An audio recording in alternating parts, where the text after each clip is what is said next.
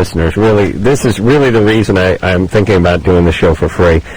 It really has that kind of entertainment, only for 15 minutes a night, and then I win triple pay. It brings me such great entertainment when people hypothesize about what is going on with their body. And the good part is once they latch on to a notion or an idea, they are like a pit bull on a gym sock, and that's it. And you can have PhDs sit them down and describe to them how it is physically and mathematically impossible for the scenario that they're describing to go on within their body, and they go, yes, but. Yes, but. Yes, but. I swell up and I pour semen out 2 days later. Semen is not exponential, is it? No. Otherwise, my testicles would be huge. It doesn't reproduce unless it's attached to the egg. All the doctors have said that same thing. Okay, that's all of the doctors. Now you have a rock band, another doctor, and a guy who went to North Hollywood High who are all concurring. So why do you still cling to this, Susan? Because I know there's something squirting out of me. It's Susan, you ever heard of a discharge from an infection? I went to a GYN, and she said I had a urinary tract infection, and she gave me antibiotics, but it's the only time I ever had one. Susan? It's still happening.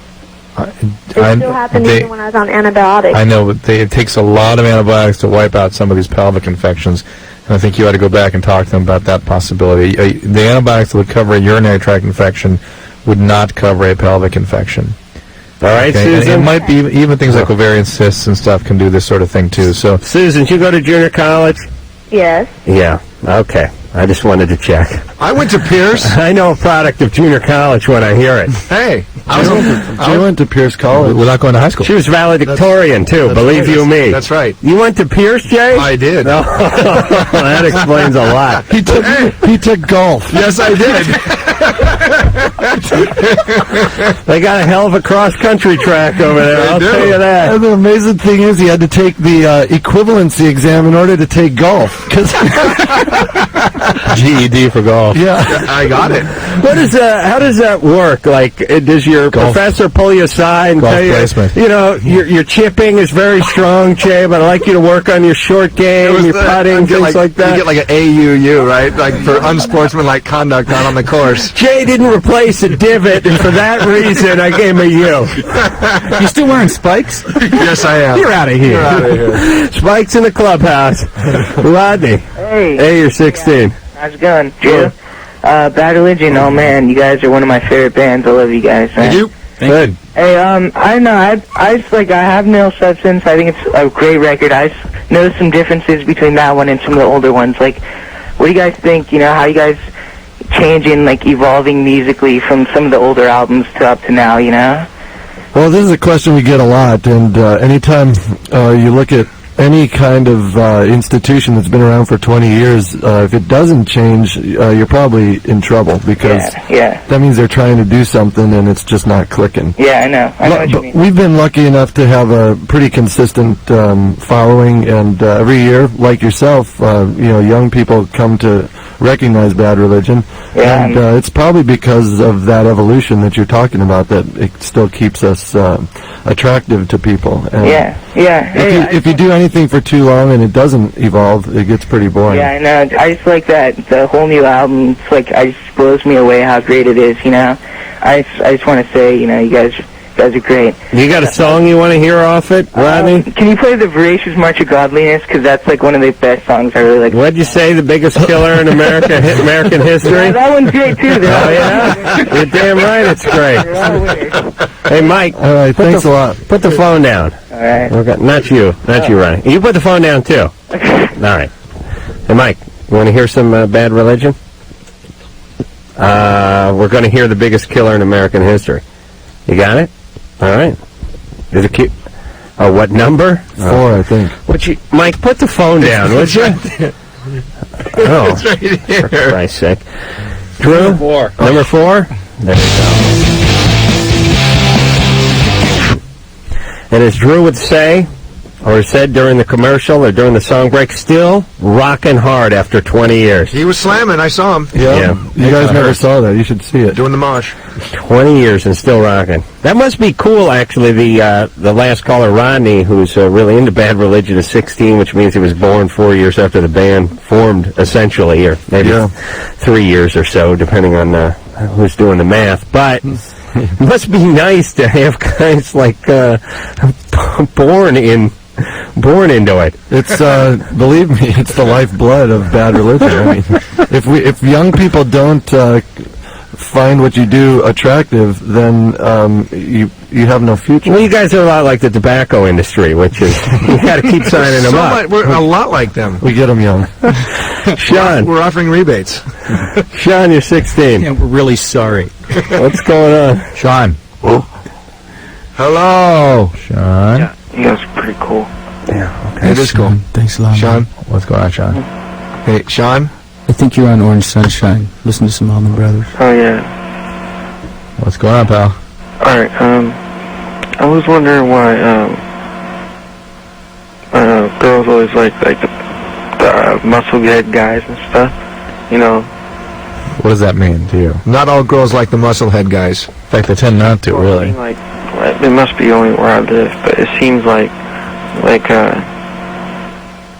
you know, like they only like the dudes that are like strong and they don't. I mean, it was talking about well, I think it must be my only opinion or something, or it seems to me that they're always saying that they want like a nice guy who's gonna be in like a relationship, and they go back to the same pretty boy, big muscle guy and stuff like Well, that. you're going to have to, like, give me electricity to start my heart up again. Yeah, let's give Drew the paddle. Yeah. Hey, Ow! Sean. Sean? Look into some creatine. It's all good for you. They don't like muscle guys. They really don't. They like scrawny guys who can form sentences. What? There you That's go. what we've been working on for 20 years or so. How can you talk to Sean? I'm not sure. It's like the Armed Forces Network. I imagine you're out at sea. What? Yeah, you'd hate to have this guy in the radio room while the ship was going down. May, day, oops, wait a minute, we're in the water. All right, let's see. Hey, Sean? Yeah. There you go. Now you're perking up, right? Yeah. Okay. You're not having any luck with the ladies. Yep. Mm-hmm. But it's here's the thing. Don't focus on what other guys got, and don't hypothesize about why they like what other guys got. Just sort of focus on what you have and see if you can make it work for you. But it seems like what I have drives them away. What is that you have? I don't know. That's the problem. Sean, Yeah. chicks dig me because I rarely wear underwear, and when I do, it's something pretty special. But when I was in high school, nobody liked me. I mean, and I had a pretty cool band too, you know. I can vouch for that. Yeah, girls didn't like me either, and it wasn't because I didn't fit some stereotype. It was simply because I didn't feel that good about myself. Right. And as I started to get a little more secure, Women have a barometer, an internal gauge of male self-worth. Yeah. They really do, and the ones that are suffering the most get to suffer more. Right. And the ones that are on top of the world, beating their chest and couldn't feel better about themselves, get to feel a little better about themselves because they're going to get some oral sex in about 10 minutes. It spoils. But also, this is something really important to remember. A friend of mine named Jennifer came up with this, and it really sticks true. Winner in high school, loser in life. Yes. And I was the opposite. Loser in high school, and, well, we still have yet to see what I am in life. But No, you're a winner, Greg. Okay. Go with winner. Yeah, I'll go with winner. And I just think that it's really easy to get obsessed with high school society when you're in it, but there's a lot of life to live after it, and it's a time when everyone is trying to find out who they are. Is he in high school? He's 16, so I'm guessing. Unless, my theory is he probably skipped a few grades in his first year of college, just from speaking to him. I assume he was moved ahead of the other kids. Of course. So anyway, yes, I don't know what to say to all you people in high school that aren't getting laid, who feel like outsiders, who feel like the world's against you, but you will have your day if you don't just commit suicide when you're 19. It helps to form a band, though. I must say that that's the e-ticket. I'm still thinking about doing that. Liz. Hello, guys. How are you? Good. You're 22. 22. Yes. I have a question for you guys. Yeah. I've been married, it'll be a year February 11th, and 2 weeks after I got married, the guy I married lost his job. About 6 months after that, I caught him on the computer looking at gay porn, and it's been almost a full year since we got married. He still hasn't found a job. He sits around depressed all the time, and I'm kind of starting to feel like maybe he's homosexual. I don't know. You're angry, aren't you? Well, I'm a little upset. Well, I don't think because he doesn't have a job he's a homosexual. I don't think those two things equate. No. And it's really hard to get off of a computer screen when you're on it and you don't want anybody to catch you looking at something that you didn't really mean to get on anyway, but it just popped up and someone catches you and you have to find that little tiny triangle to make it go away. But it doesn't go away fast enough. But that's not how the situation. He went in. It was America Online, and he went in and changed his screen name, and then went into gay sites after that with the new screen name. what did he change his screen name to? I think that can probably tell us something. I'm not sure what he changed his. Thor? Not Duke? Thor. No. Bruce? Maybe, let's be fair to this guy, maybe he's looking for work in gay porn, and he possibly was just doing some research. It pays well. Let's not judge so quickly, Liz. That's right. Did you ever actually ask him if he likes men? Not directly, no. Okay, first thing you got to do, I think, to make a healthy marriage is to ask the hard questions.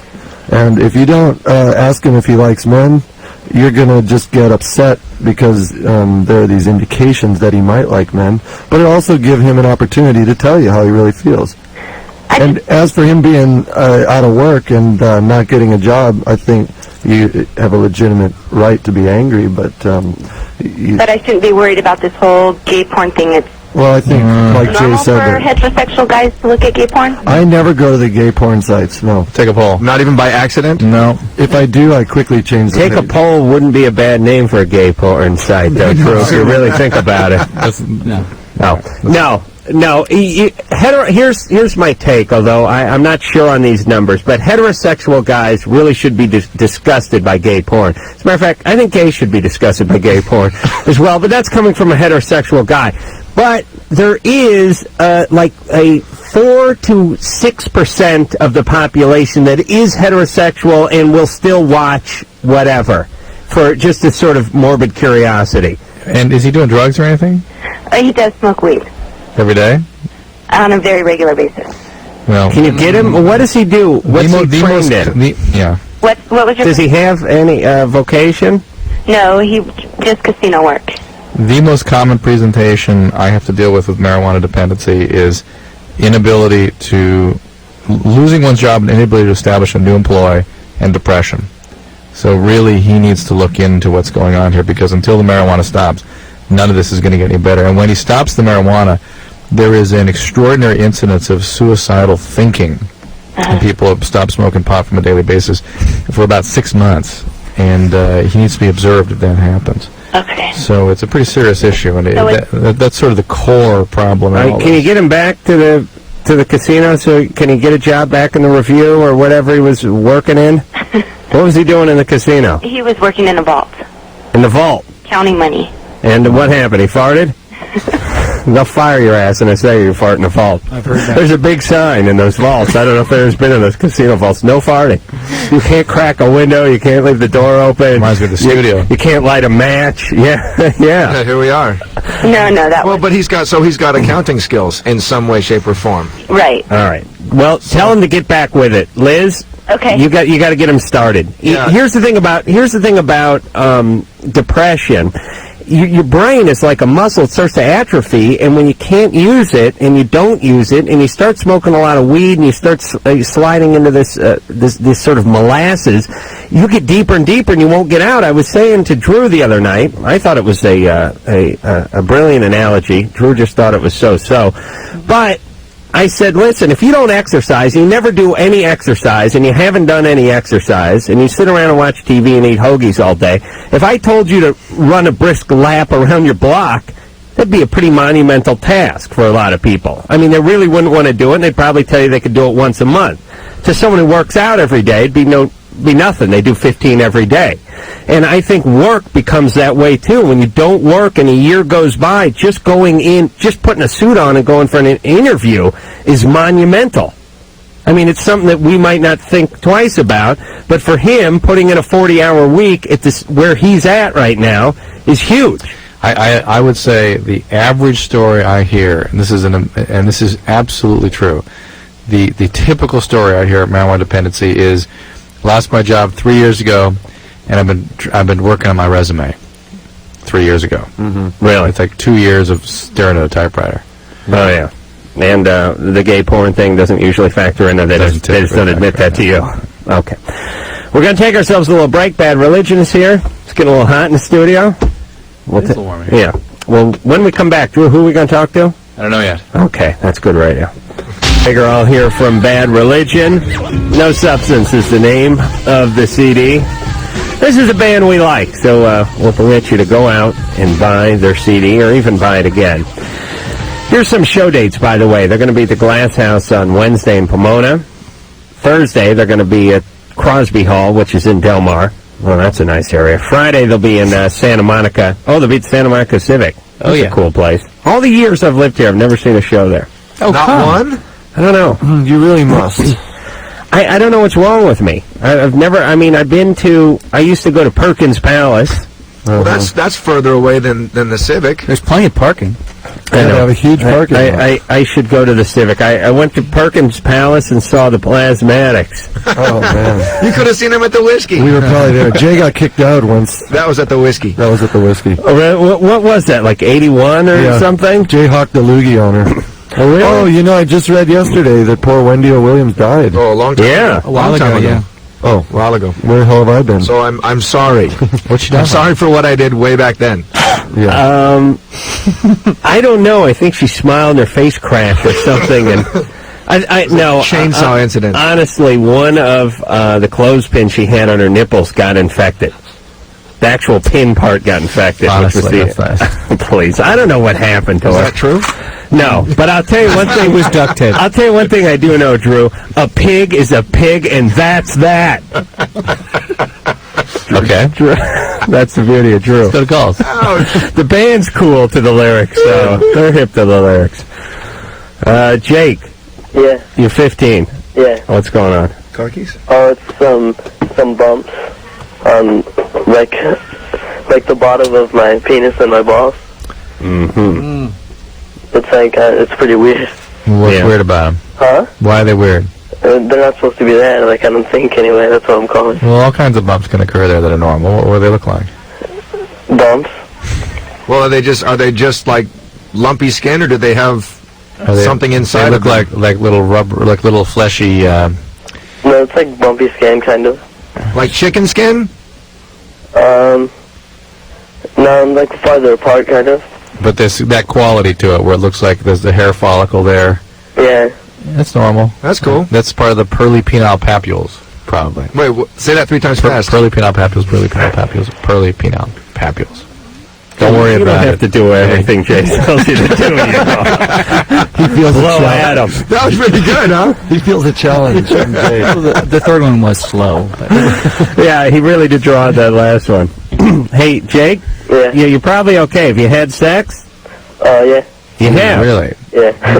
Did you use protection? Mm-hmm. You did? Oh, yeah. Do these things look like warts at all? No, it's been there for a while now. Before you had sex? Before you had any intercourse, they were there? Yeah, like a really long time ago. All right, they're probably the pearly papules, all right?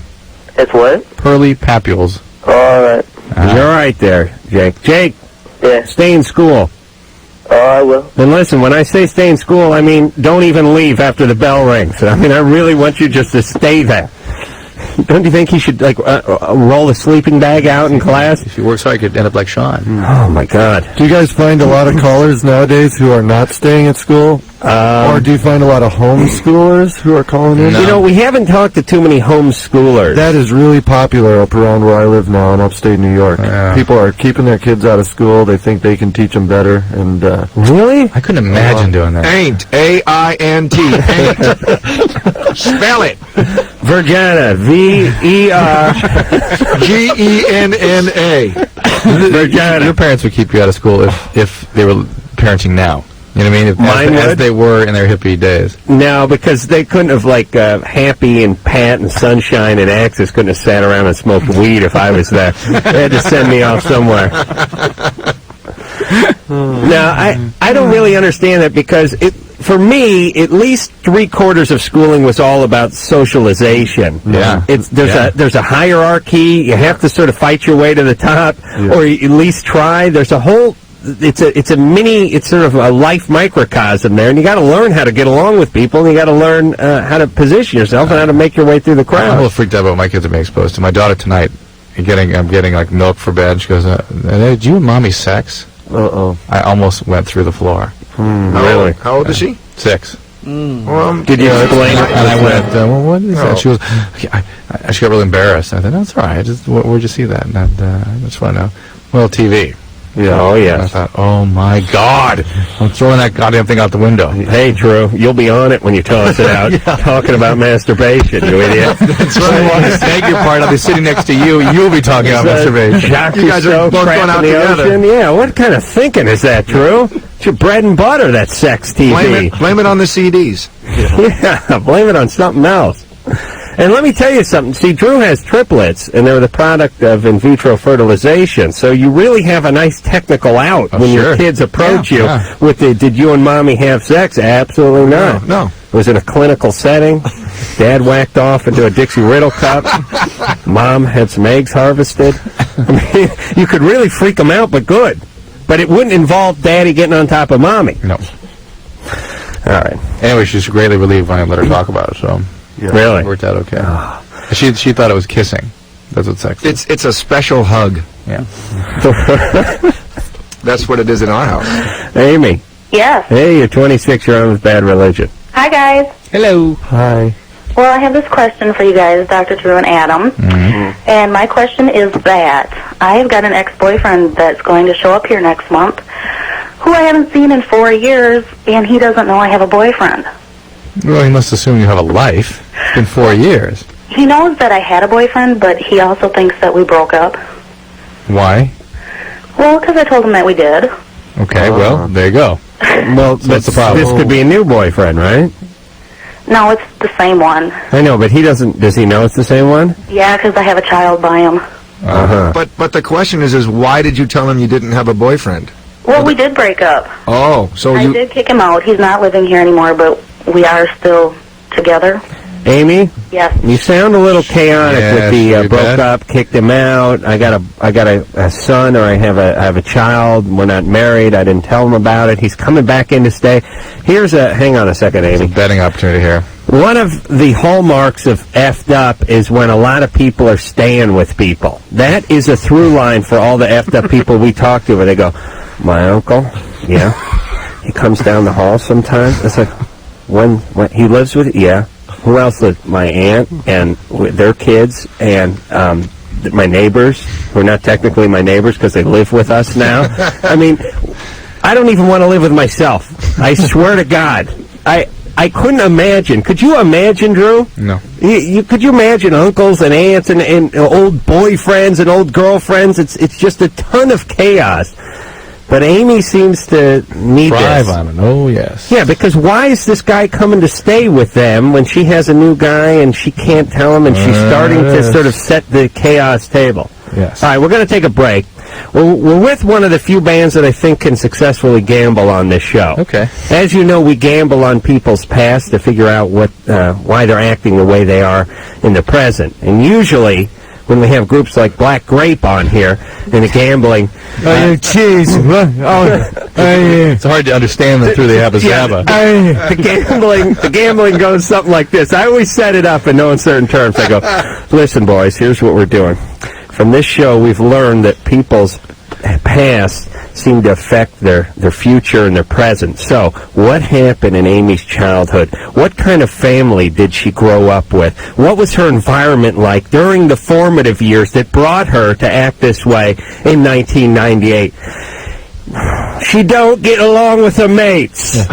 She's having a bad day. Brilliant! She's having a bad go of it. There was no more points at the pub. Brilliant. It's great. Then The teeth weren't fixed properly. All right, Governor. We're going to take a little break, and then we're going to come back, and we're going to gamble with the gambling band on Amy after this. And Religion is here. Craig, Jane, Brian are all here. Yes. Drew isn't here. Hey, Drew. Yeah. Sorry to tear you away from that, but he's coming. Time to start the show. Phone number 1-800-LOVE-191. Now, when we laughed off, we were speaking to Amy. Amy? Yes, I'm here. All right, 26. Yes. So let's just get a little more information before the gambling begins, all right? Okay. You have a child? Yes. One child? Two. Two. From the same guy? Just woke up. Nope, two different men. Two different men. See? Guys, maybe I should say. Right. And one of the fathers you're living with, though, right? Nope, I kicked him out. Oh, kicked him out. I thought you kicked the other guy out. Nope. Why'd you kick him out? When? Why? He was hitting you? No, well, that too, yeah, but it was, I was tired of his other girlfriends. Oh, okay. That's enough. No more. That's it. Go ahead. This guy's an asshole. You want me to go first? Sure. Okay. Go last. You go first. All right. This is going to be tough because Well, nobody has money out there. There's some education in this room. Oh, Drew, you went for the quarters last That's all night. I have. Oh, that's all I have. I got dollars. I got a lot of... Ooh, it's a 20 in there. Jesus 20? Christ. I'll quit the show if I find another 20 in here. Okay. All right. What's Canadian 5? The band has put plastic out there. Do you guys need some dollars? Seriously. No, we're okay. You are? I think, Well, I'm not seeing any cash. Hold on. That's money. All right. Greg, you need a dollar? I have a dollar. You have a dollar? Yeah. Okay. Okay, I'll do it. All right. I have a real dollar. All right. Good. We're good. Not a Canadian. All right. Shall I go first? Sure. Let's see. So it's a pretty formidable adversaries here. There's a lot of IQ and testosterone. Make it in this room. real specific. Yeah. Well, I know she had a guy who hit her, so I know she was probably pushed around a little when she was younger. Although she did kick him out, but there's some philandering going on too. I'm going to say that her dad did a little fool around on Mom, and was physically abusive, but not sexually. Okay. Is that good? Any other details about that? He used to wear All right. a fedora. No, he had a belt buckle of the state of Texas. It was shaped in. It was actually marginally larger than Texas, though. Keep on trucking on it. Yeah. All right, Jay, you want to go? Greg? Yeah, I got some coherent ideas. Okay. I'm going to suggest that Amy doesn't know her father very well. Uh-huh. And Where'd he go? Did he leave? yeah, I think he was just out of the picture at a very young age. And I don't believe there was any violence, though. No violence. I think she just doesn't know who her dad is. Dad abandoned the family? Yeah. Early? And she has a real, very early. Mm-hmm. And so she has a hard time conceptualizing what a man is supposed to be in a relationship. Interesting. I may revise mine to Dad did split early and Stepdad did some of the thumping on her. Well, go ahead. And the playing around. What do you want to do? Now I'm going to go with biological dad. Was physically abusive, and what else? Played around. Okay, And cheat. I don't see abuse, but I think that the dad did own a van. Oh, yes. that's good. That's very solid. Van or trailer? Yeah. He was mobile. What else about him? Anything? But I don't see abuse. I agree with Greg on this. I don't see physical abuse. What is it? I think absentee. Okay. is more appropriate. Give him another detail so you can separate yourself from Greg. What color was the van? Well, I already have the van. Oh, brown. Okay, brown. Yeah. Sort of burnt orange? Well, no. It's actually a 1977 Dodge Street Van. Ooh, nice. It says Street Van, the logo thing. An F truck. Kragers or center lines? Kragers. Okay. Wait, let's just make this clear though. Brian hasn't really specified if father was gone at a young age or not. Wait, pick the date. Pick the age. Yeah, I'm gonna say by the age of 2. This guy. Oh no! I think like 11, 12. Okay. Yeah, Yeah, there's time to. Okay. So I'll agree with you that Dad left early, and Mom had multiple boyfriends. So Mom cheated. No, not during. She just had boyfriends after her. Multiple guys coming through. Sure. Any stepdads do her wrong? Well, she doesn't seem too interested in marriage. So marriage isn't something that she seems that seems to come into play here. She's got 2 kids and hasn't been married. Okay. A lot of She's got a lot of boyfriends. boyfriends. Solid. Drew? I'm going to say that Amy is an exact replica of Mom. Precise. Okay. Meaning Amy is a product of some non-married something that came through, and the males that she was raised around, whether it was actually her biological father or not, were physically abusive. And I think I'm picking up a drug addiction here in everybody. In the family? Everybody. And I forgot to mention the possibility of alien abduction. Okay. Write that down. Make sure you write that down. Your Drew. dollar's gone, Jay.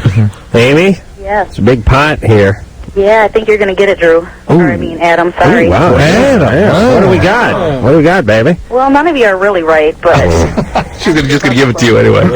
first of all, I have to tell you my father listens to your show. Sorry. How's the van running? Well, he has a minivan now. Thank you! 50 cents to Brian. Not a Dodge, he's a definite Ford man. Flip it over and read the directions. With the big belt buckle. First on race day. Oh, Adam. But, no, my parents are still together. I'm really surprised. Yeah, we all lost. Well, wait a minute. I didn't. I had dad was. Yeah, you did, yeah. Dad was abusive.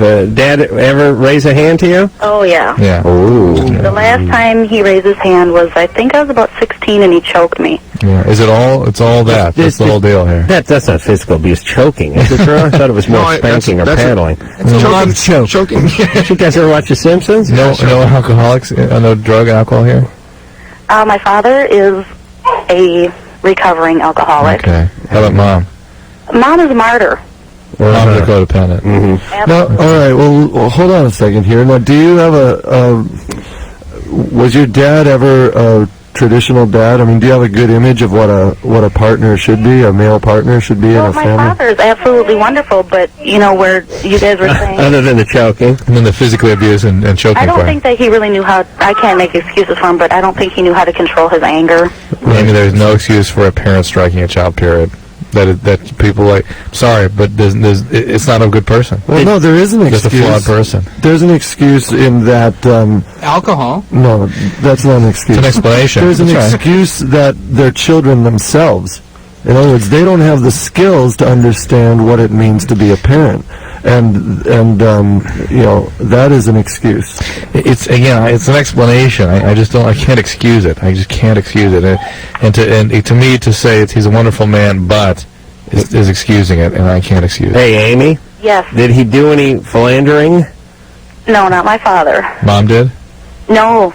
The absentee part comes in where he was always working. Is he a truck driver or something? No, actually, he has a regular job, but it's 3 to 11, so You wouldn't see him. I would come home from school and never saw him except, when I was naughty.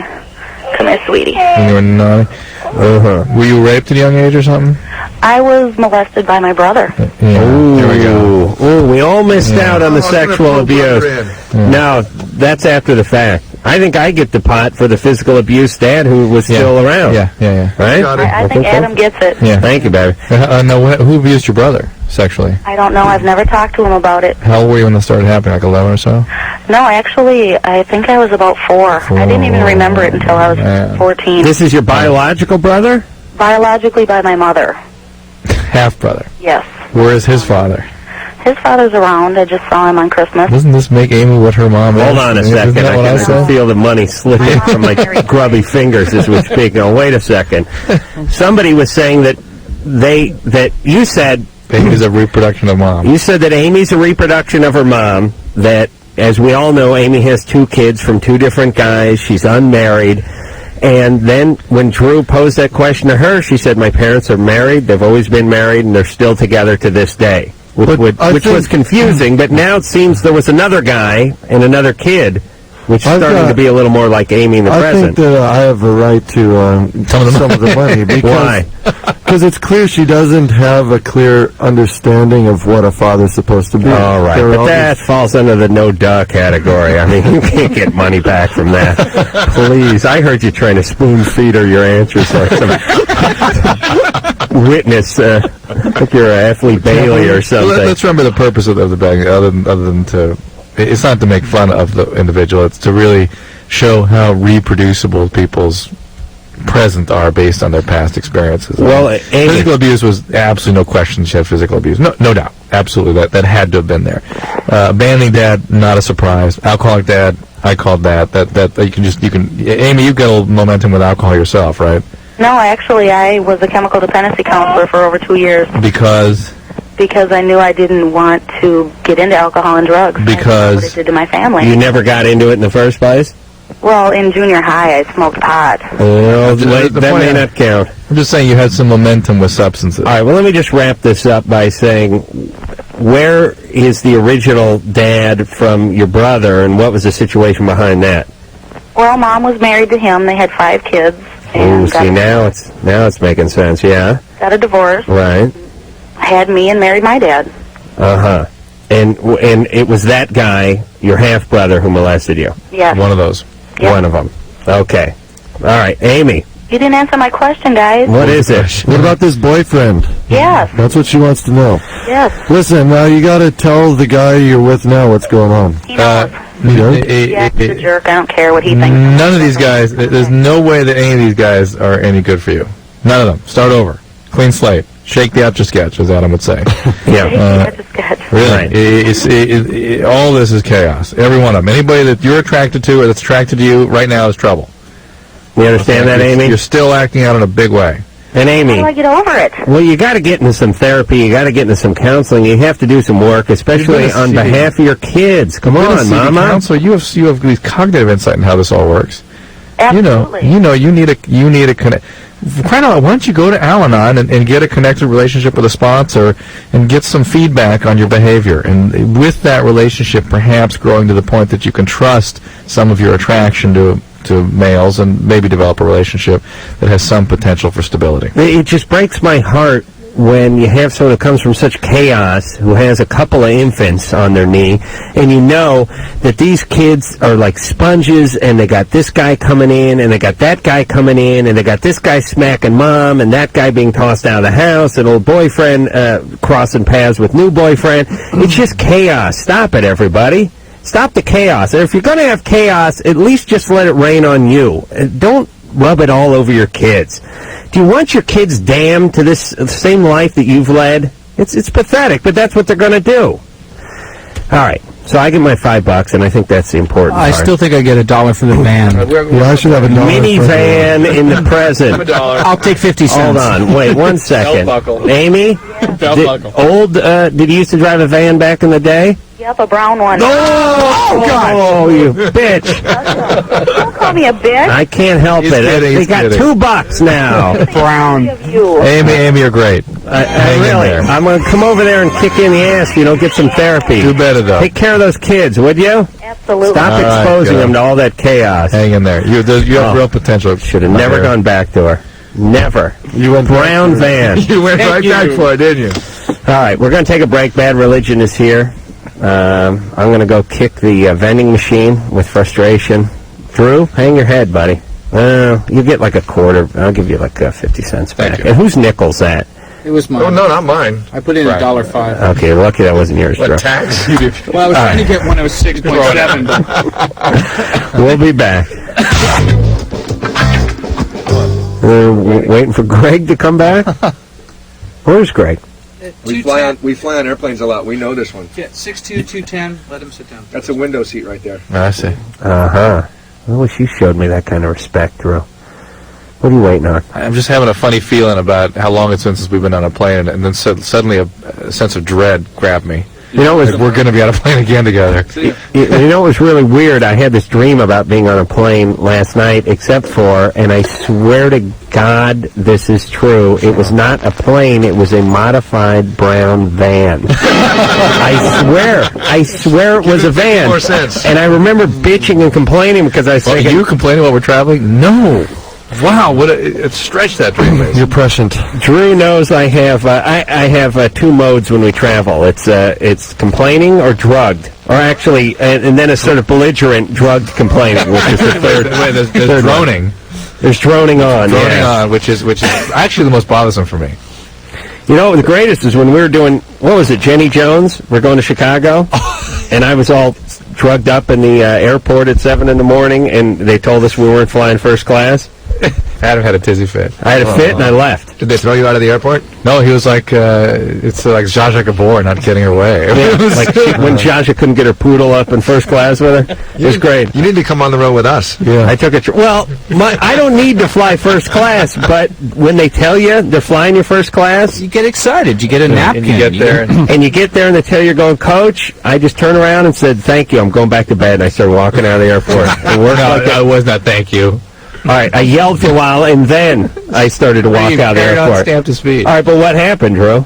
You got first class and I flew in coach. That's right, buddy. That is so right. You see what happens? But see the squeaky wheel, talk everybody. about karma or whatever you want to call it. I flew in the back of the plane where there was nobody. I could lie down on a bench of seats. Adam's crammed into those lousy Super 80 first-class seats. True. You guys know what I'm talking about. Yeah, spread the shrimp class cocktail was, on your That's shirt. what we call Lamb fur. It was covering. rough. Yeah, the champagne was way too dry. It was horrible. They showed a Ted Danson movie. It was horrible. We have to be back east somewhere like by noontime. We finish this thing at midnight. We got to get to the airport at 5:30 in the morning. Yeah. And that's painful. Oh, talk about Ithaca. That's why we have a road manager. For us, Greg's from Ithaca. Greg lives in Ithaca now. But for us to do a college lecture at Ithaca, and in order to get on stage by 7 o'clock that night, and to do this show the night before, we have to get picked up at about 5 from our house, and it's nothing but travel, and then you hit the stage, and you don't know where you are. Are you going through Pittsburgh? Yeah, We've been there. We did Pittsburgh. It was great. On the way? On the way there. Yeah, no, we No. went through Syracuse. We landed in We landed in Syracuse, but we must have went and we must car for 3 hours after that. Remember? Oh, yeah. You drove? It's only 50 miles. Drove from Syracuse to but Ithaca. Yeah. it was only 50 miles. Yeah, but we had a limo driver windy driving roads. 12 miles an hour. Oh, 12 miles an hour. easily. Give me a And call. with 18-wheel trucks passing it. Call Greg. He'll come. Remember that one? That was I'll when you come were to this one. screaming at the driver. Same day. It really doesn't sound like me, Drew. Terry, Yeah? you're 23. Yeah. What's going on? Oh, God. Okay. I've been taking Prozac and lithium like for over 3 to maybe 4 months. And I don't understand why I have to take like 2 kinds of pills like Is that how Peter Lorre would say lithium? Lithium. Lithium. Think of it as the lithium being sort of a bridle, something that keeps your mood from going too high or too low, Yeah. and that your tendency is to be too low. Yeah. And so the Prozac kind of lifts it up a little bit while the lithium keeps it from the lid blowing off on the high side. Mm-hmm. Okay, so you need both typically. Now, it's an interesting combination. Yeah. No, a common combination, Well, but wait a one minute, that... there's a lot of people on Prozac who aren't on lithium. Correct. Are there a lot of people who are on lithium who aren't on Prozac? I would. My experience has been most people that are on lithium are on some sort of antidepressant also, and she's bipolar. She's manic depressive, right, Terry? Yeah. Oh, my God, yeah. And it's this day and age, there's a greater, or seems to be a greater interest, or perhaps prevalence of use of what are called mood stabilizing medications, like Depakote or Tegretol, things like that. And they ever use those sort of medicines on you? No. Okay. I mean, that would be the alternative to lithium. Is something lithium, though, is time honored. I mean, people have been using that for a long time. It's a pretty safe medication. Yeah. And if it's helping you, I mean, it's important to take these things because this is a biology that you've inherited, and it's going. Mm-hmm. And it's going to operate if you're not on the medication. Yeah. I understand. And I have another question. Is I drank alcohol like 3 weeks ago, and oh my God, I got really, really, really sick, like to the point where I almost blacked out. Were you in Tijuana? No. That happened to me. Like 8 times, really. Should have learned my lesson. You mean you were intoxicated to the point that you nearly blacked out, or you just got sick and nearly passed out? I just drank so much that my friends next door had to help me out. Do you have a history of that sort of thing? Huh? Do you have a history of alcohol excess? Yeah. Well, I mean, maybe you're alcoholic, too. I mean, alcoholics have a higher incidence of bipolar than the general population. So, I mean, that needs to be treated differently than your mood disturbance. It's a separate disorder, and it's important that be treated thoroughly, okay? Okay. Were you married? I was married to, but not, I left him. I dumped him in the valley. Good man. Good woman. You got kids? I have one little boy. I live with my parents right now. All right. Good. They gave you that bipolar condition. Now they're going to pay. Yep. And alcoholism. And alcoholism. Great. No, I don't think I have a problem with alcoholism, though. I'm not an alcoholic. I just, the problem is... I'm not going to make a diagnosis over the phone, but it sounds suspicious, Terry. So whoever's prescribing the medication, discuss it with him, all right? All right, Terry. All right, then. Take care, Junior. Get your levels down on your lithium. Here's the real payback if you're a parent that doesn't do a great job is your kid ends up living with you about 8 years longer than they should. So it does sort of come back to haunt you a little bit. Plus, you got to bail them out of jail, put them through a rehab. Pay for damaged cars. I think the real move, and this is what I'm going to do when I'm a parent, which is I'm either going north or south. I'm not going to straddle the fence. Meaning, if I'm going to be a bad parent, I'm going to be horrible. And the kid's on it. The kid can go through rehab. The kid can go through jail. I'm not going to hire an attorney. I mean, I'm just going to be the world's worst parent, and they're completely on their own. Or I'm going to be a good parent and not let them get in trouble in the first place. But what you don't want to be is in between, which is sort of bad, who screws them up, but then you have a turnaround somewhere in life, and now you're just bailing them out, putting them through rehab, buying them cars after they wrap them around telephone poles, getting them out of DUIs and all that nonsense. Thanks, Mom. Right.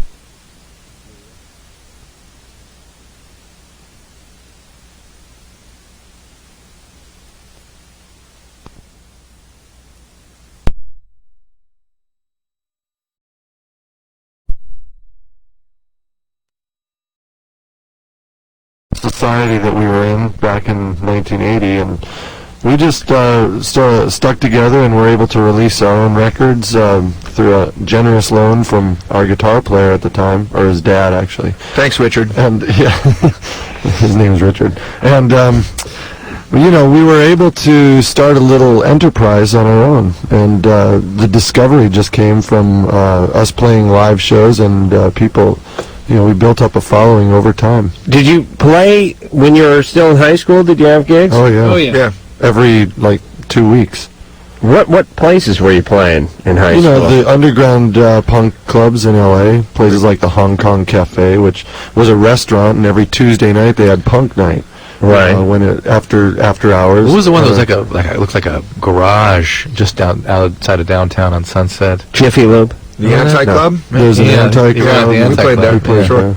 And then Godzilla's out in the valley for a long time. Yeah, I mean, these were weird offbeat places that played our kind of music, and we were lucky that there was, there was a very happening underground music scene. The only valley venues I can remember was the Country Club in Reseda. I rocked the Country Club. Have you? I saw Oingo Boingo there, and I saw the Bus Boys there. Yeah, remember that? That was a little too established for us in the early days. Yeah, I'd say it was pretty good. But luckily we had our guitar player and Jay both had vans, and Jay had a little pickup truck, so we were able to drive far and wide all over L.A. Wow. We played the Mabuhay Gardens in San Francisco. Yeah, we made road trips to San Francisco and Vegas and San Diego, and so. Where'd you play in Vegas? It was a strip mall that had a little abandoned store that someone had built a stage in. Wow. And if you ask me the name of the club, they called it something. The thing that's weird about Vegas is it's all the glitz and the glamour and the big bucks and everything, but as soon as you get a quarter mile off that main drag, it gets real dicey, really fast. Well, you say strip mall has all kinds of connotation there. And there's a lot of weird, kind of industrial parts with, strip joints in it, and they're dark, and they're seedy, and they're... Part of the meth belt. as that right?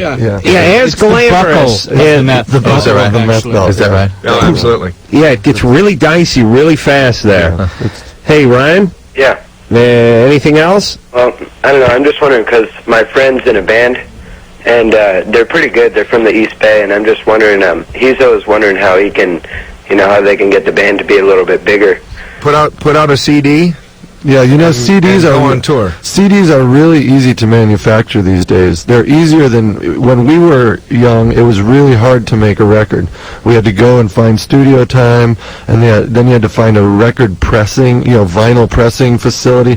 Now you can do it if you know someone of your friends who has a computer. You can burn CDs nowadays because the CD burners are so affordable, and you can record them on hard disks, right, Yeah. Brian? Absolutely. Brian just bought a hard disk recorder. Things have become so affordable, and it's easier than ever to manufacture your own music. Yeah, tell them to find an inexpensive studio with ADATs or something that they can do maybe 10 or 15 songs on, and then in the East Bay and San Francisco, try a place called Vaughn Communications to make CDs. Yeah, that's another thing. The manufacturers who make the CDs today are everywhere, and they're so much cheaper than we. Yeah, they might cost you like $1 each. $1 each, and you can have your own CD and bring it to the local record store. I can remember when, if you were on a CD, it was a big deal. Like, you'd go to the record store, and they'd have the Beatles on CD, but you'd go, you got any Graham Parker? And they'd be like, Yeah, come on. that's He's not before they CD material. Compact disc It's not here. CD worthy, please. It was all vinyl back then. Yeah, and it took a while. I mean, there was that transition, probably, I don't know, 81 to like 88 or something, It where wasn't until 80, It was. I 89. have to be honest with you, it was a really short time because we were running Epitaph, still doing vinyl. When we started doing CDs, and the change was about 2 years. We went from 90% vinyl and 10% CDs to 100% CDs. But it seemed to me, I was waiting for, like, Led Zeppelin to get all of their stuff on CD. The catalog stuff was different because record companies were battling with the thought: would people actually go out and buy their entire collection again on CDs? Would That they was buy what the old catalog? they didn't want to spend the money at the time. CDs were really expensive to make back then. They're cheap now, but back then they were $225, $250 a pop. Interesting. Consequently, I don't know if you noticed this, but joints got smaller because when you're trying to take the seeds and the stems out of the weed on a CD case, you really have to work. It doesn't work, does it? You have to work the jeweler's loop. It's really tough. Surgical instruments. Yeah, I mean, in a well-lit environment, a sterile environment. It's not like God knows what used to go on the covers of records, and the double records. Forget about it. The guy doing coke on this side, the other guy rolling a doobie on that side. It's the gatefold sleeve. A double live. Josh, Yeah. what's going on? My question is, will pot stunt your growth? I don't know of any evidence that that's the case. I have theorized that it might affect your genital development because it does suppress estrogen, rather increase estrogen levels and suppress testosterone. Okay. And Bad Religion, you kick butt. Yeah. Favorite band. Thanks a lot. He got his answer. Hey, listen, he's not kidding. You're young and you're still developing. Yeah. Yeah, be careful with the pot. You don't want to be a teenager with an infantile peni. Yeah, Adam. Huh. Where do you get all these jokes? The catalog right in front of me. You are hilarious. I'm on page 293, and it's only a 400-page book, you'd like so to we read may along. be out of show in about 9 months. Okay. All right, Josh. Thanks. Thank you. Bye. When you get off the weed, I won't be so funny anymore, Yeah, believe me. 78 minutes he was hanging on for that question. Josh is 14 and on the weed. You give him about 3 years and no weed. You think I'm going to be funny? No. You didn't say you were funny now. That's true. I just want to know where I got him. Wherever you got him, I want you to kick that guy in the nuts. Those are horrible. Kenny, you're 15. Hey, what's up? Hey. My question is this. All right, my girlfriend gets depressed, and instead of talking about it or something, she cuts herself up. Is she into Marilyn Manson? No. Oh. So she's a cutter. Yeah. All right. What's the question? I don't know what the hell's going on with that.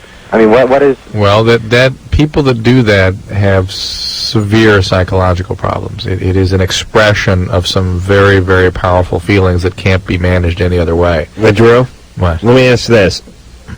Is that its own separate problem? Can you be mildly depressed and cut on yourself, or is that just an extreme expression of depression? You're asking a pretty complicated question. It is more than not an expression of character disturbance than the magnitude of the depression. So there could be people that were more depressed than a guy who's cutting on himself. Absolutely. It suggests she's had a lot of stuff happen during her life, right? Yeah. Yeah, it's that. She had a couple of boyfriends that smacked her around. Well, but she had parents that smacked her around. No, way before that. Parents that smacked her around and abused her and abandoned her. And that kind of It sort of turns out that you're going to get to yourself before someone else gets to you. You know what it's like? Is that what it turns out to be? That's the way, when I've talked to some of these people that have some degree of recovery, that's the way they describe it. It's just and I'm just thinking about it just now, it's a regressive act, just the way like little kids start like wetting their bed and stuff when they don't have other ways to manage their feelings. They sort of symptoms develop that just they don't make sense, but they're just symptoms of these regressive states that people get stuck But isn't some of that an issue of a person's control? If maybe they feel out of control with their life, if they cut themselves, they go, I can control this. Right. It's that kind of thing. It's more about. It's pretty complicated, but it's about releasing tension. Don't tell that. Don't say that. It's so condescending, Well, the reason pretty complicated, you band guys. No, I mean it's complicated, more complicated. There's a lot of big words involved in the description. F sharp. It's G. It's more complicated than I could describe in a simple, I'm not in a way that's understandable. Just sitting here talking about. Kenny, you got your hands full, buddy. You really do. I mean, I don't know what advice to give you. If you love her, be there for her. But I can tell you, you're going to have a tough road to hoe with her. Make sure she's in treatment. Can you do that? Make sure she's in treatment? Yeah. Well, what exactly...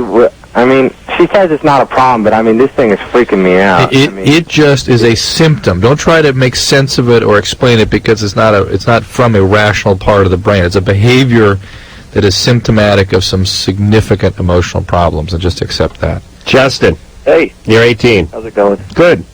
I got a two-part question for you. All right. First off, it's both related to my girlfriend.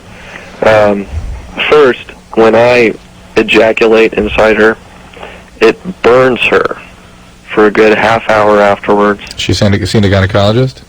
Yes, and she checked out completely normal. Do they think she's allergic to your semen? Well, that question hadn't been brought up. Actually, when she saw the gynecologist, she didn't bring it up. Okay. We kind of assumed something probably would have been found anyway. Yeah, she's going back to check. All right. But yeah, I mean, we've thought about that possibility. Does it happen if you wear a condom? No. Why don't you wear a condom? Well, yes, obviously, but you just went on birth control. All right. That was kind of to eliminate that whole need. That may be what we end up doing. Okay. But of course, if it ever gets long enough along the road, that obviously will present a problem in childbirth. What is your second? Not necessarily. What is your second question? Well, I just mean actually getting there. But my second part is, it's a little bit deeper thing. She's never been capable of having an orgasm. She's 18. Her crotch is on fire. Could you blame her? Yeah, I knew you'd probably say something like that, but that way preceded the first. I mean, this wasn't in chronological order. Are you expecting her to have an orgasm during intercourse? Yes. Get over that. To get over that expectation. Well, I wish my dad would have sat me down and explained that to me. Listen, save your pumping for the dance floor, son. Because you're not going to get the big O there. No. Well, I mean, we've done plenty of other things, and nothing's ever brought her to it with me or with any of her previous experiences. Can she do it to herself? No, and it's not me that it worries me about. We're not attacking. Justin, we're not attacking you. We're attacking your penis. Maybe it's just like a lot of behaviors. You got to learn how to do it. It's not purely physiological. She has to learn how to do it. And at 18, as a female, she's sort of right on the cusp. I mean, a lot of women have difficulty with this, or earlier in life. It's not like guys. And you perform oral sex on her, right? Yeah, I do. And how's that going? She likes it. She actually prefers the finger thing. Oh, really? Yeah. And so you give her the finger thing? Yeah. You know, it's weird, but as you get older, you stray away from the finger thing. Yeah, I have I use the finger sexually to work the remote on the VCR. That's the only thing I use my finger for. I really do. I've not put my hand in a woman in like 10 years. I don't know where you get over the finger thing, but somewhere around like 26, 27. You still do the finger thing? You have to be in a band. Oh, yeah? You got to get in a band to do that? You play an instrument, and that's what your fingers are just hit. Oh, I guess so, yeah. Yeah, I for me, it's either oral sex or it's fornication, but the finger thing... All right. What, Drew? You know what I'm saying, right? I'm saying enough of that. The deal is, at 18, many women have not yet achieved an orgasm or have difficulty doing so, and she needs to begin to understand what sort of emotional place she needs to put herself in order for that normal physiology to take care of itself. Okay. And it's tougher. Yeah, it's tougher for women than men. It really is about establishing an intimate, safe place, and then this thing kind of takes care of itself. But do not expect anything during intercourse. So, Justin, here's the deal. Don't push so hard. Don't take it personally. I'm not. Don't. It's her that I'm worried about. I know, but it's that attitude that's going to sort of stifle her. Sure. Because you're putting, you may not be putting the pressure on yourself, but you're putting it on her, and then she's sort of pushing it back on you. You have too much wrapped up in this.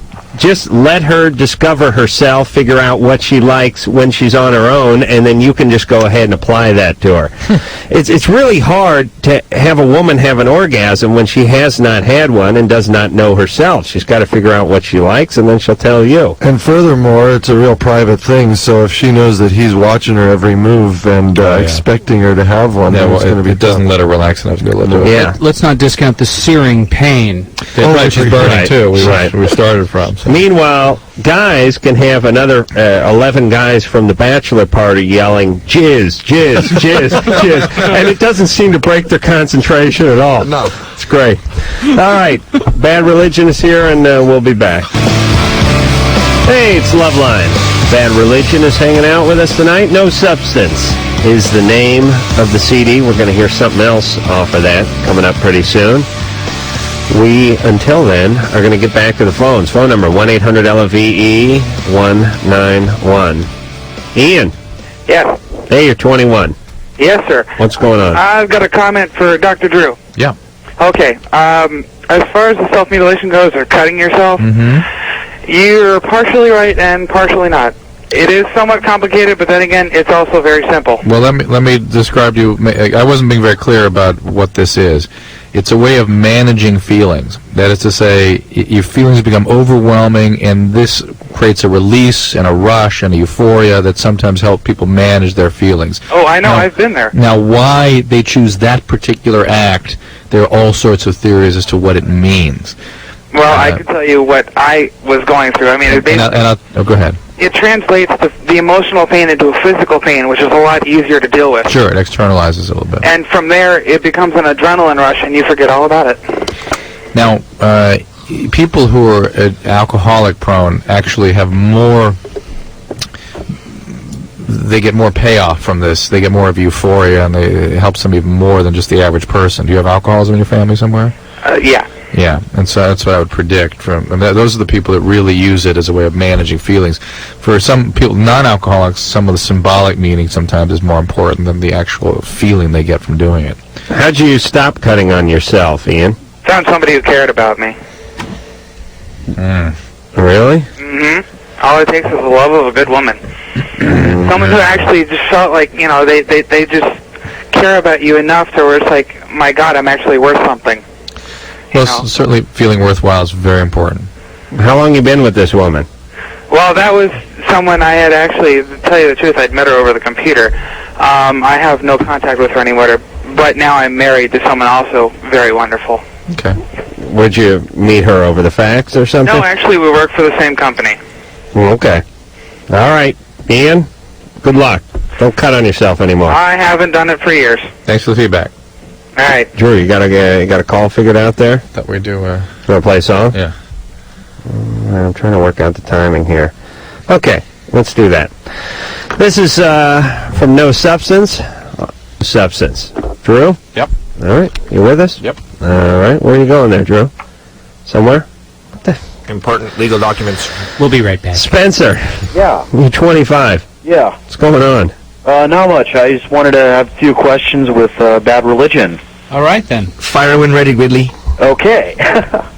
Okay, I know I've dug you guys since, back in high school, and I was curious, with Jay, what type of bass do you play? Right now? Yeah. On stage or in the studio? Both. Well, he only owns two, so... One is for stage and one's for the studio. I use a Fender P-Bass in the studio, and I play a Schecter Telly on stage. Why do you play a different one? Different sounds. You get a better sound out of No, wait, let me clear this up. No. The Schecter looks cool, the P-Bass does not look cool. It's brown, it has a maple neck. So on stage, you want to look He wants the cool bass, which is black. Yeah. And in the studio, No, you pick the one with the actually, best that's not action. true. I played the Fender on stage for 10 years, and it's a really great guitar, and I started beating it up, and it was on the verge of destruction, and I really like the guitar, and I like it in the studio, so I'm saving it. So I carry it with me, but I play it in the studio, but I don't bring it out on stage, because I tend to break things on stage. Okay. That's true. That's accurate. One more question is, this one rumor I'd heard about, I guess, what is it, Interscope buying Epitaph. I wasn't sure about that or not. Just a rumor. Okay, because... It's, nothing right now is substantiated with that. I know it's... Just a rumor. Yeah, there's a lot of things being said, but not true. It's all boo. How does it work when a bigger company buys a smaller record company? Called a corporate takeover. Are they buying... Wall Street Journal talks about it a lot. Are they buying the acts that you have They buy signed? everything. They buy the catalog. They buy the acts that have contracts. They buy the on that phone label. jacks. They actually physically and on paper take over everything. But a lot of bands, if you get one, you can sign it's essentially a key man in the contract, which says if the label gets taken over, they have the choice to stay or leave. Adrian, what's going on? Hey. Hi. I was questions for Bad Religion. Or, all right. This past summer at the Warped Tour down there in Irvine, I was talking with Bobby a whole lot, and he was saying that the band only has like a few more years left in them because Greg's voice is going out. Well, that's not true. Let's ask Dr. Drew. Now, I don't know. What does singing have to do with age? Or with rock music? Yeah. How old is Ozzy? Listen, first of all, Bobby would, maybe you were talking to an imposter because Bobby rarely talks like that. I mean, could you imagine Bobby saying... It doesn't sound like Bobby would ever have a terminal date to say... Yeah, Bobby is... Greg Graffin has 3.7 years left in his career. Bobby, the big man in black. Yeah. That's him. Look at Louis Armstrong. I think... Yeah. I mean, we don't really look at the band as having a longevity because it's a process. It's like life itself. You don't think about if you're productive. You don't think about how many years can you produce. You just know that you're motivated to do it, and it's a part of your life, and you continue it. It's weird though in music, especially, and it's this way in almost any kind of performing, but even more so with bands. People love to sort of guess the life of it, and they love to see them come, and they love to see them go, and it's not that way in regular, as a doctor, no one asks you when you're going to hang it up, or as an accountant, or as a bank president, or whatever it is. In sports, they certainly do, and there's a lot of parallels between a sports personality and bands because people think that youth and vitality are the key elements in making you a viable operation. Right. So a sports team, as a sports hero gets older, they're always questioning: is he as fast? Is his vision as acute? But there are always examples in music, whereas there's not in sports. I mean, there's no guy in the NFL that's in his mid-40s or early 50s. Warren Moon is like George 42, Blanda. or George Blanda. The oldest, pulling the Blanda. The oldest kicker, or the oldest player in the NFL, but he of course isn't with us anymore. Yeah, George Blanda played it was like 47 or something like that. Almost 50. Kicking He also played quarterback once in a while. Yeah. He did. Wayne Gretzky is There you go, Wayne 39 or maybe 40 this year. And But what I'm saying is there's Joe Cocker. There's no sort of guy who's I don't know what the hell Joe Cocker's looked 65 since 1957. Bonnie Raitt's been around forever, and these people. It seems to be that the guys, if they really want to hang out and they don't blow themselves out with heroin or what have you, can stick around for another 20 years longer than, let's say, an athlete would. Right. And it's usually the bands and the artists who are internally motivated to make music and not so hung up on their career and their short-term success. And it's funny, it's the ones that have been around for 20 years that they speculate the most about, which is sort of ridiculous because, hey, you guys have been around for 20 years. Right. Where are you going? All right. The Stones will always be older than you guys. That's all you need to remember. Pete, no matter what happens, when you're 120, they're going to be 150. That's it. Pete, you're 22. How you doing? Good. What's going on? I have a question for Dr. Drew. Yeah. Me and my girlfriend recently had anal sex, and I ejaculated into her. And I was just wondering if that could cause any kind of infection. All right, we got to go to break. We do? Yeah. We do. Look at that. You can't answer that one? When we get back. Isn't the answer no? Drew, what's up with you tonight? The answer should be no. The answer is no. You're always encouraging me to do good radio, Adam. Oh, that's... Yeah. I started, but now I want you to go the other way. North and south, there it is. Satan's radio. All right, we'll take a break, and then we'll find out what happens when one relieves oneself in one loved one's rectum.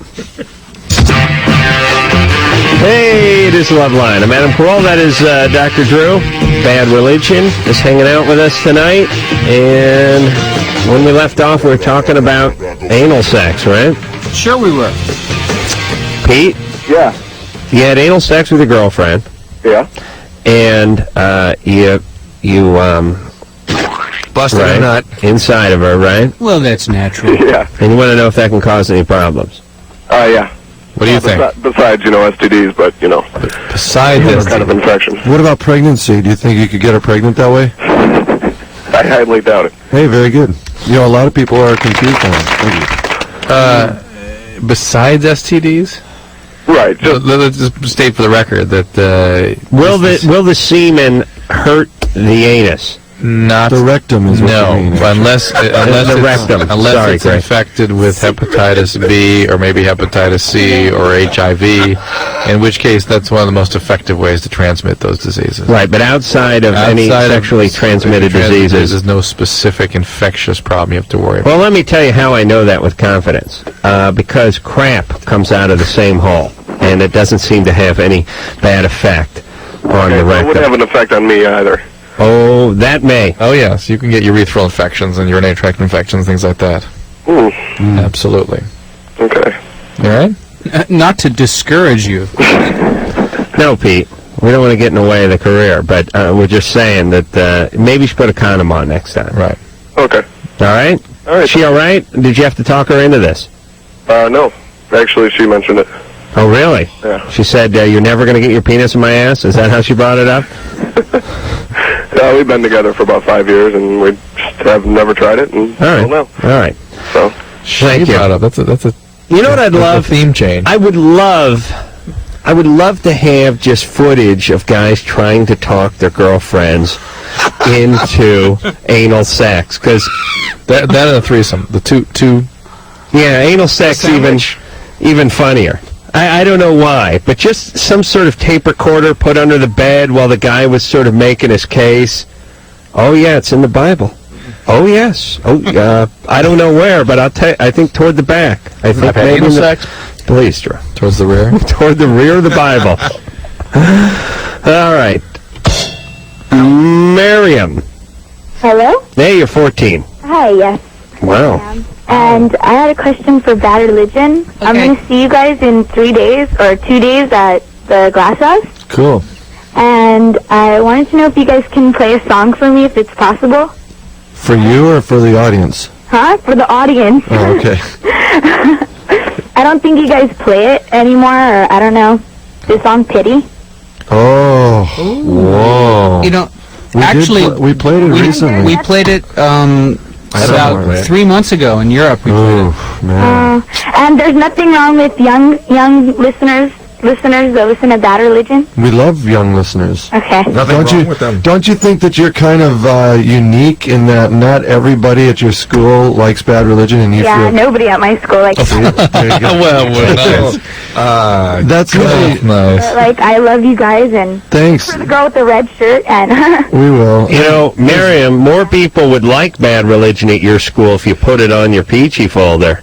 Yeah, that's true. yes, I do. I have Greg Raffin and everybody right there. That's really nice. Greg, don't worry about your voice. It's like the best voice, and anybody who tells you otherwise is just stupid. Thanks. Can you make me the tall guy on the Peachy folder playing basketball? Yeah. Yeah, why not? I want to be that guy. I think we could play Pity, by the way. Well, we'll think about it. We've been rehearsing the last few days, and we'll try and work it in. Let's try it tomorrow. You know, we only have 180 songs to choose from, so Right. we could, And I know you only do a 122 set, so it's going to cut That's at least 58 songs out of the mix. That's rough. Yeah. I know it's got to. I mean, that's one thing from being around for 20 years is everyone's going to show up and probably want to hear something. But the point is they're into the band, and that's who's on stage. And no matter what song they're playing, they're still Bad Religion. You know, I just thought of something. I guess it'd be exercise in sociology. I'd like to look at is the Peachy folders. Everyone modifies their Peachy folders, and when I was a kid, the guys who were running track. The one guy who was running would have like a bandana on, and he'd be carrying a knife, and he was sort of chasing the other guy. But doing a layup. I'm sure kids before me had him holding a stick or a club, and now he's probably holding an Uzi. Yeah. And maybe like a vibrator in the other hand or something. And it'd be a good sort of a yardstick to measure society. This is what we found on the Peachy folders in 1957. This was 1972, and this is 1998. It was a Afro comb, those combs and stuff. Oh, yeah. And that would be a grenade launcher. Yeah. Right. Actually, there's no doodling anymore. There's just a hole and some semen stains.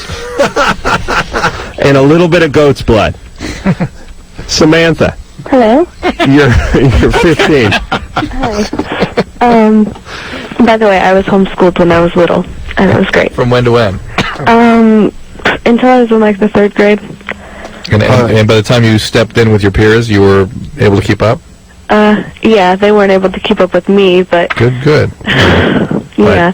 I think the problem is that she got a little grandiose because of it, so there was a little psychological price to pay. The advent of computers makes things a lot easier, too. Remember that. I mean, you've got programs you can sit them down with and work through. Listen, you got the Discovery Channel, you're set. Yeah. Why did you go in 3rd grade? Because my parents opened a business, and they needed to run that.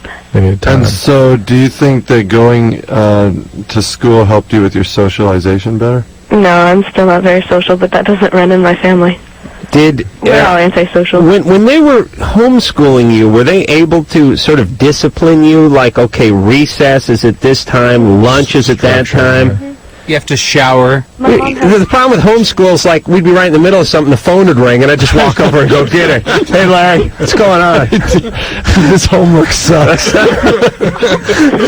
I mean, if you had, like, a bike that you wanted to ride or a model that you wanted to build, you couldn't stay away from it, could you? I mean, how would you do that? Well, I mean, my mom has a teaching degree, so I guess she knew what she was doing. So. Yeah, there's no question that parents are good at it if they really have they really care about their kids and they want to. I mean, I'm not sure why you were kept out of school, but a lot of them just don't like the regiment that's going on at the schools, and right. But there's no home life is the problem. I mean, if you went to a home job with a home life, and if everything was home after that, it'd be fine, but eventually you got to get released out into the wild, don't you? Yeah, and I think it's good that you got to school in 3rd grade. Yeah. Oh, man, we're doing the anti-home. Crew teaches them out in the yard. No, we just keep involved in all kinds of crap out of the home. Home's a place Everything. to go to bed. Ice skating, camp, out of the home. Right. And they come home, they're happy to be home. Hit the hay. We always did stuff. We took dance lessons and piano and stuff like that. What's up, Samantha? You have questions tonight? Yeah. Well, I've been fantasizing about a girl that I go to school with, and I met her in August, and I don't know if this is, like, normal or anything. Explicit fantasies? What is that? What do you mean? I mean, like sexual fantasy or just Your mom did a horrible job, by the way. Fantasies of being close to her. Just being closer. I can't like see myself like being sexual with. Yeah, at your age, it's very difficult to sort out sexual feelings from close, intimate feelings, and even to have same-sex attractions that are explicitly sexual doesn't necessarily predict a homosexual orientation as a permanent orientation. Well, why are you trying to talk her out of it? I mean, not talking maybe her out of this is where she's going. Maybe. But maybe not, and she's a little freaked out about it. So I'm just saying, just relax. I'm freaked out about it. Just relax. These are, just see what they are. You'll see as time goes on. My sense is, and it's only my instinct with her, is that these are feelings of intimacy, and that she really wants to be close to this person. It'd be nice to have friends. Yeah. See, this is more about that. Yeah. See, that's that homeschooling thing. No, it's not.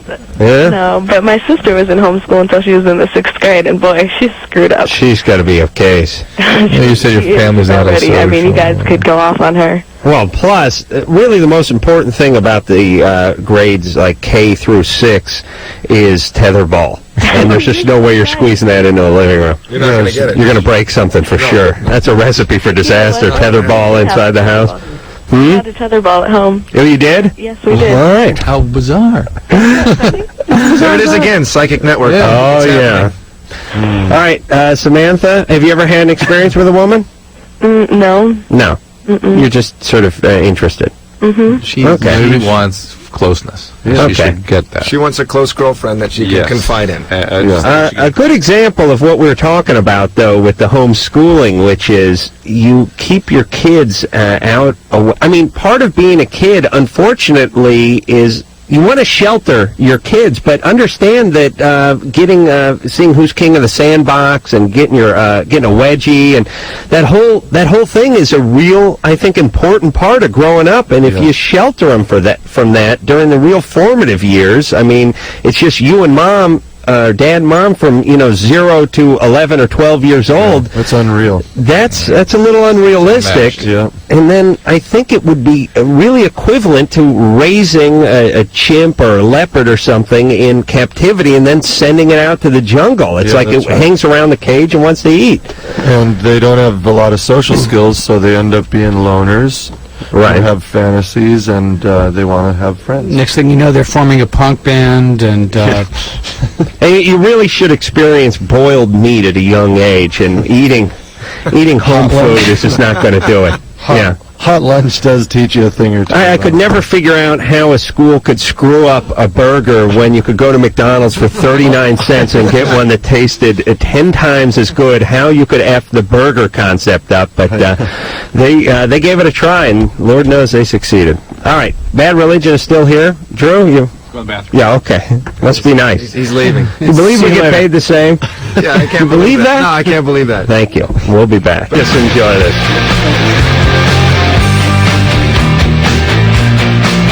I just want to enjoy the riff here. It doesn't go into vocals, does it? Who needs it? You guys can use it if you want. I think we are, yeah. Sing it, Greg. Go. All right. Well, here I go. Hope it don't fade out. I've only got a few years left. My voice is going. Bad Religion, everybody. We're way out of time. No Substance is the name of the CD. Please go out and buy that again if you haven't already. If you have bought it, and if you haven't already, go get another one. Guys, thanks a ton, and really, come back anytime you like. We appreciate it. We always love being here. Thank you. And we'll see you on Friday. That's true. Until next time. Cool. No. He's talking about the show. You're not doing the TV show, are you? Oh. Yeah, we're doing it. we haven't been asked. All right. We're doing it, but we don't. Sorry about that. We're at the Santa Monica Civic Friday. That's right. That's what I was saying. Thanks for the confusion, Drew. So until next time, it's Adam Carolla for Dr. Drew saying mahalo.